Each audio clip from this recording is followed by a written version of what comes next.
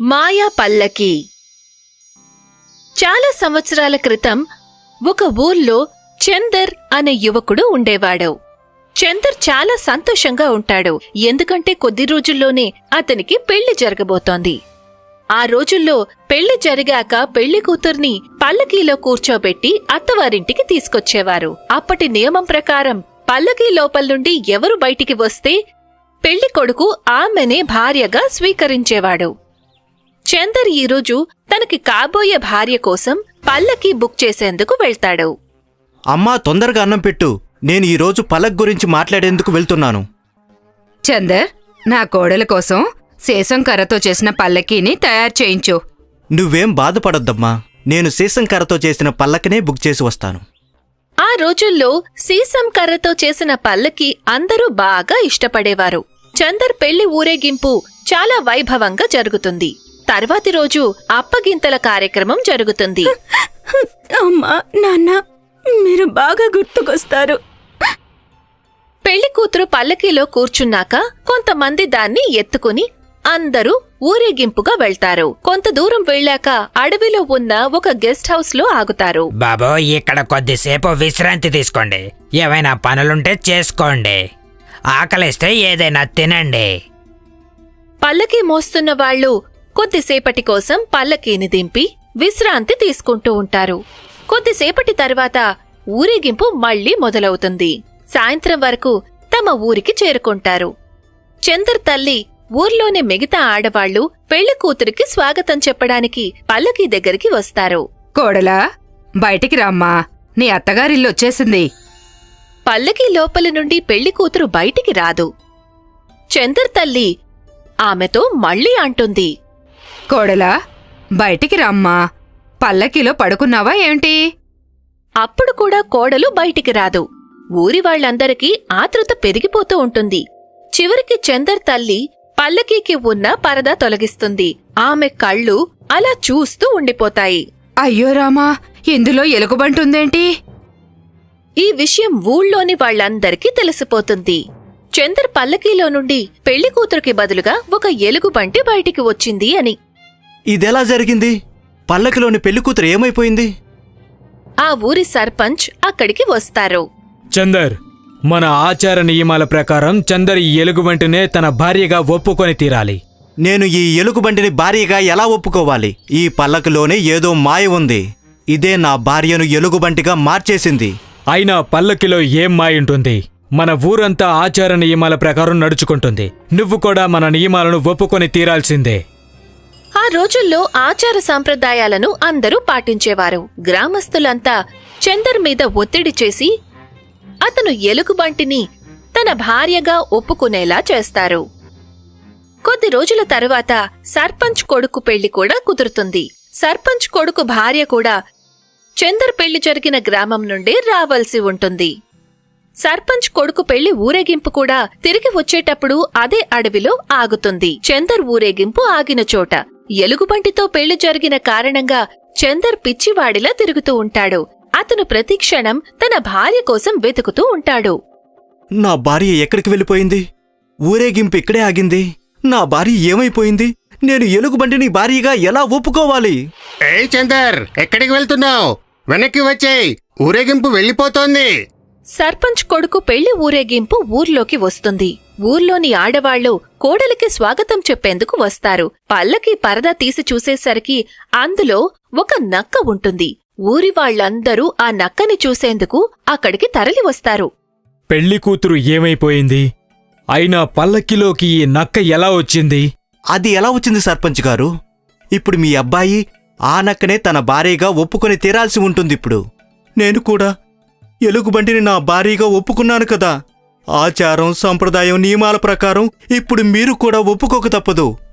ఆ సంవత్సరం గ్రామంలో జరిగిన అన్ని పెళ్లిళ్లలోనూ పల్లకీలోని పెళ్లి కూతురు మాయమైపోయి అందులో ఏదో ఒక జంతువు బయటికి వస్తూ ఉండేది.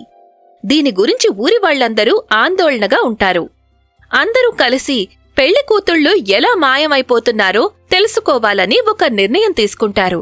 పల్లకీలోనే ఏదైనా మాయ ఉందా, లేక మరో విషయం ఏదైనా ఉందా అని ఒకరోజు అందరూ కలిసి పెళ్లి ఊరేగింపు జరుగుతున్నట్టు నాటకమాడతారు. పల్లకీలో ఒక వ్యక్తిని కూర్చోబెడతారు. పల్లకిని అడవిలో దింపి విశ్రాంతి తీసుకుంటూ ఉంటారు. పల్లకీ లోపల కూర్చున్న వ్యక్తి భూమి లోపలి నుండి ఎవరో పల్లకీ అడుగు భాగాన్ని కోస్తూ ఉంటారు. అది ఒక అమ్మాయి చెయ్యి. ఆ వ్యక్తి ఆమె చేతిని గట్టిగా పట్టుకుని అరుస్తాడు. అందరూ వచ్చేయండి, పెళ్లి కూతుళ్ళ దొంగని పట్టుకున్నాను, తొందరగా రండి, ఆమె భూమి లోపల దాక్కొని ఉంది. ఊరి వాళ్లంతా అక్కడికి చేరుకుని భూమిలో నుండి ఒక అమ్మాయి చెయ్యి పట్టుకుని ఆమెను బయటికి లాగుతారు. నువ్వేనా మా అందరి పెళ్లి కూతుళ్ళని మాయం చేస్తోంది? మేమీ పల్లకిలోనే ఏదో మాయ ఉందనుకున్నాం. అవును, నేనే చేశాను. మీ ఊరతంతో నా పెళ్లి జరగాల్సిందే. ధీరజ్ అనే అతను గుర్తున్నాడా? అవును, గుర్తున్నాడు. ఆ పెళ్లి జరగలేదు కదా. ఆ పెళ్లి ఎందుకు జరగలేదంటే మా అమ్మా నాన్నలు ధీరజ్ అడిగినంత కట్నం ఇవ్వలేకపోవడం వలనే మేం మా ఆస్తంతా అమ్ముకొని డబ్బు ఏర్పాటు చేశాం. కొద్దిగా డబ్బు తగ్గినందువల్ల ధీరజ్ వాళ్ళు పెళ్లి జరిగేందుకు ఒప్పుకోలేదు. అప్పుడే నేనొక నిర్ణయం తీసుకున్నాను. ధీరజ్ ఊళ్ళోకి కోడలుగా ఎవరిని అడుగు పెట్టనివ్వనని. నేను పెళ్లి కూతుళ్ళని భూమి లోపల ఉన్న సొరంగం నుండి మా ఇంటికి తీసుకెళ్లేదాన్ని. వాళ్ల స్థానంలో ఏదో ఒక జంతువుని ఉంచేదాన్ని. మీ అందరి భార్యలు నా దగ్గరే ఉన్నారు. చందర్ సర్పంచ్ ఆ అమ్మాయిని క్షమాపణలు అడుగుతారు. నీకు జరిగిన అన్యాయానికి మా ఊరి వాళ్ళందరూ చాలా బాధపడుతున్నారు. కానీ నువ్వేం బాధపడకు. నేను ధీరజ్ తండ్రితో మాట్లాడి నీ పెళ్లి మా ఊళ్ళోనే జరిపిస్తాను. కానీ దయచేసి ఆ పెళ్లి కూతుళ్లను విడిచిపెట్టు. పెళ్లి కొడుకులంతా పిచ్చి వాళ్ళైపోతున్నారు. చందర్ ఇంకా మిగతా వాళ్లందరూ తమ భార్యలను కలుసుకుంటారు. పెళ్లి కూతుళ్లను మాయం చేసిన అమ్మాయి పెళ్లి కూడా ధీరజ్తో జరిపిస్తారు. ఆ రోజు నుండి ఊరి వాళ్లందరూ సంతోషంగా ఉంటారు. గుడియా వాళ్ల కుటుంబం మధ్యప్రదేశ్లోని ఒక ఊర్లో ఉండేవారు. గుడియా, ఓ గుడియా, ఏమైందమ్మా? బీర్బూరు వాళ్ళ అబ్బాయి నీతో పెళ్లి ఒప్పుకున్నాడు. అంతా ఆ దేవుడు దయ. ఎలాగో నీకు పెళ్లి కుదిరింది.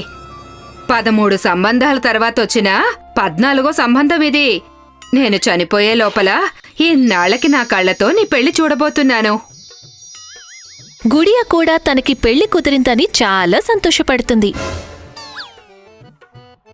తనకి పెళ్లి కుదిరిందని ఫ్రెండ్స్కి చెప్పడానికి గుడియా బయటికి వెళ్తుంది.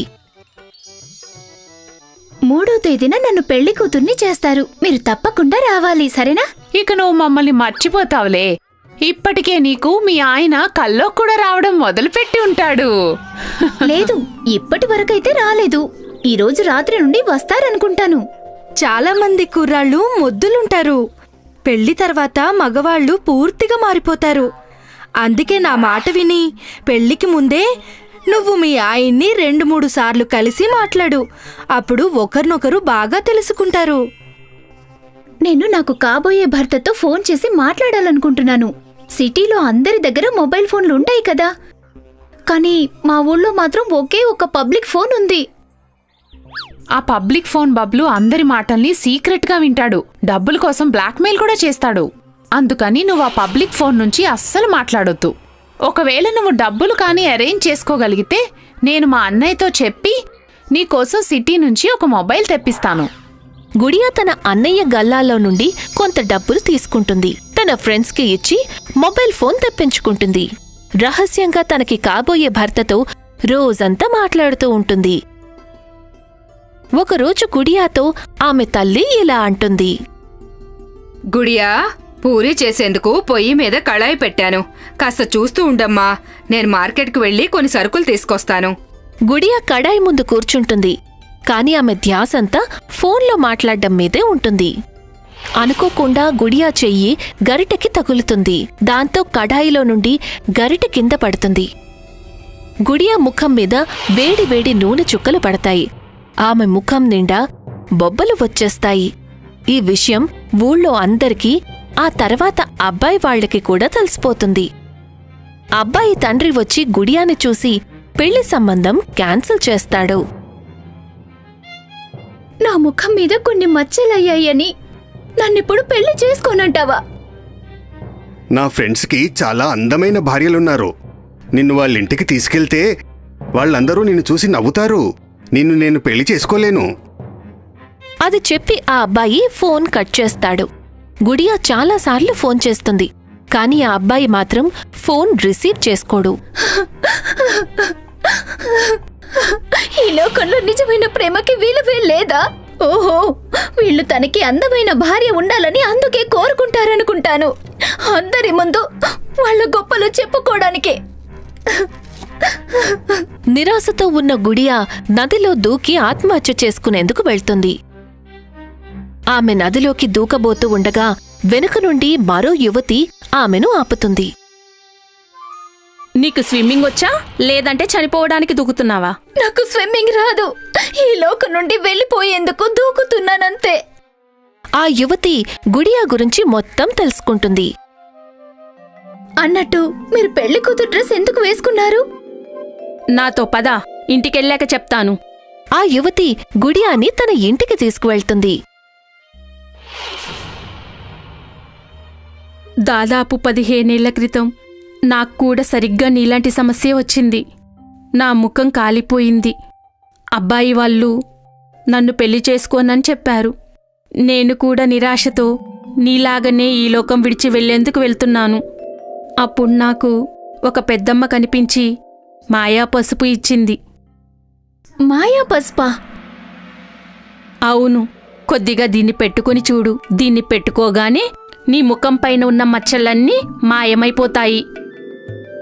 గుడియా తన ముఖానికి ఆ మాయా పసుపుని పూసుకుంటుంది. ఒక్కసారిగా ఆమె ముఖం మునుపటికన్నా అందంగా తయారవుతుంది. మీ ముఖం బాగయ్యాక అప్పుడు మీ పెళ్లి జరిగిందా? లేదు, నేను పెళ్లి చేసుకోలేదు. ఒంటరిగానే జీవితం గడపడం మంచిదని అనిపించింది. గుడియా తిరిగి తన ఊరికి చేరుకున్నాక ఊరివాళ్లు ఆమెను చూసి ఆశ్చర్యపోతారు. గుడియా పెళ్లి ఎవరితో అయితే కుదురుతుందో ఆ అబ్బాయి మళ్లీ గుడియాని పెళ్లి చేసుకుంటాను అని అడుగుతాడు. నాకు నీలాంటి అబ్బాయిని పెళ్లి చేసుకోవాలని ఏమాత్రం లేదు. నువ్వు నన్ను కాదు, నా అందమైన ముఖాన్ని మాత్రమే ఇష్టపడుతున్నావు. రేపు నా ముఖం మీద మళ్ళీ మచ్చలైతే మళ్ళీ నువ్వు నన్ను వదిలేసి వెళ్ళిపోతావు. అందుకే నేను నిన్ను పెళ్లి చేసుకోను. గుడియా ఒక నిర్ణయం తీసుకుంటుంది. ముందు తన కాళ్ల మీద తను నిలబడాలి అని, ఆ తర్వాతే పెళ్లి చేసుకుంటాను అని. ఫ్రెండ్స్, ఈ కథ నుండి మనం తెలుసుకున్నదేంటంటే, అమ్మాయిలందరూ పెళ్లికి ముందే తమ భవిష్యత్తు గురించి ఆలోచించుకోవాలి. ఎందుకంటే పెళ్లి తర్వాత అబ్బాయి ఇంటివాళ్లు ఏదో ఒక కారణంతో వదిలేసినా తమ జీవితాన్ని స్వతంత్రంగా గడపగలుగుతారు.